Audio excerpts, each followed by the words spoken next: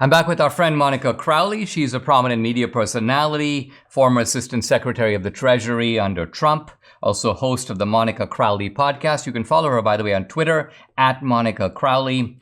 Monica, in the last segment, you were talking about Trump and how he has been the focus of not only the CCP, but also the left. They seem more terrified of him than of anyone else. Now, recently, we're seeing this kind of strange skirmish, a little bit involving Trump, but also between the sort of the Trumpsters and the DeSantis guys, and they're going after each other. And sometimes it gets a little bit mean-spirited.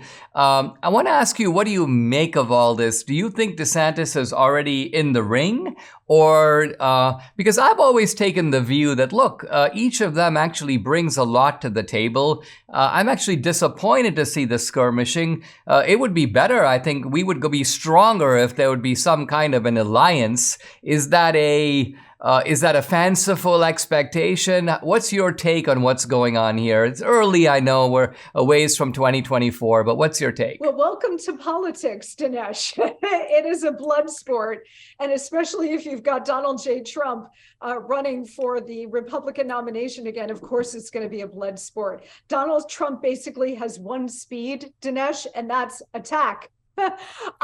Look, we will probably have a pretty wide field of extraordinary Republican candidates who are going to seek the Republican nomination this time.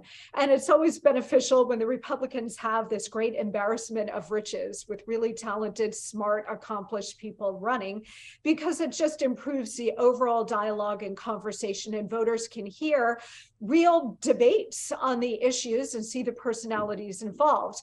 But I do think when it comes down to it, Dinesh, there's Donald Trump and then everybody else. And then secondarily, there's Donald Trump and Ron DeSantis and everybody else. So these two men are highly accomplished, brilliant in very different ways, but accomplished leaders in their own right. And they're both going to, I think DeSantis is running. I think there's no question that he's running. But the two of them, along with the others, are going to seek the throne. The problem, Dinesh, for both of them is there's only one throne. So the two of them are really going to have to duke it out, and they're going to have to make their cases to the American people. We've never been in this situation, at least in modern times, Dinesh, where you've got a former president running again for the same office. And that raises all kinds of interesting possibilities and issues too. For example, the Republicans are going to start holding primary debates in August of this year. Does Donald Trump show up, or does he say, hey, I've been president, I've got a long record, I'm going to take my case directly to the American people? Does Ron DeSantis do that? So you sort of have the B or C string of folks showing up to debate on the stage. It's going to be fascinating to watch. But, I spent a lot of time in Florida these days, Dinesh, and I've got to tell you, Florida is a very big state, but it doesn't seem big enough for those two massive personalities. I mean, do you agree, Monica, that the other guys who have either declared, Nikki Haley, of course, is already in the ring, but there are others who have almost clearly intimated, Mike Pence, I think Pompeo, that they're gonna get in, that right now it's very difficult to see any of those guys making it all the way. And I say this not as an advocate for one or the other, but simply as an observer. What is the probability? If I had to bet $100 that on them making it to the finish line, I would say unlikely.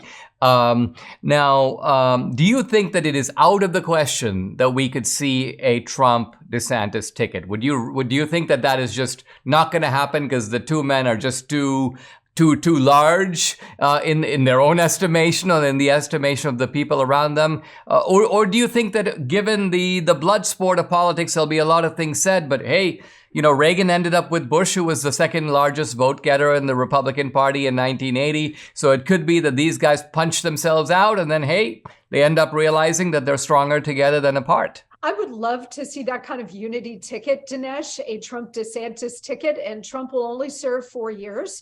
That we know, that's very clear. And then his vice president could slide in 2028. Look, DeSantis does not want to be Chris Christie. He doesn't want to miss his window of opportunity. Politicians are usually hot once, and then that's it, especially these days where everything is moving at hyper speed. So he doesn't want to miss his window. So I do think he's going to run. Remember, if he were to serve 4 more years as governor, then he'd have another 2 years of doing what exactly before 2028. So he is going to run. They are going to duke it out. The question is how much damage they're going to do to each other before the question of who might be vice president arises. So if Trump does win the primaries and he is the nominee choosing vice president, I would love to see Ron DeSantis. It depends DeSantis's calculation. Does he want to be on a ticket with Donald Trump? I think that would be a fantastic idea for him politically and every other way. I think it would make total sense. But again, you're going to have to see. Look, I think in Trump's mind, the lesson that he learned from his first administration is he needs people around him, including in the VP spot, whom he can trust. No more deep state operatives, no more people working against him, working to undermine and destroy his presidency. So in the end, if it ends up being that Trump is the nominee and he's looking at the field of candidates for VP, DeSantis is still there, and he thinks that he can trust DeSantis not to undermine him in his own administration, I think he may very well make that calculation. I remember, Trump is an emotional guy, but he's also cold-blooded when it comes to these kinds of calculations. Very interesting. I mean, in some ways, I think, Monica, that if Trump brings the vision, the larger-than-life personality, and DeSantis brings the operational effectiveness that we've seen him deliver in Florida, it could be pretty formidable. Hey, Monica Crowley, great to have you. Thanks so much for coming on the podcast. Really appreciate it. Pleasure, Dinesh. Thank you.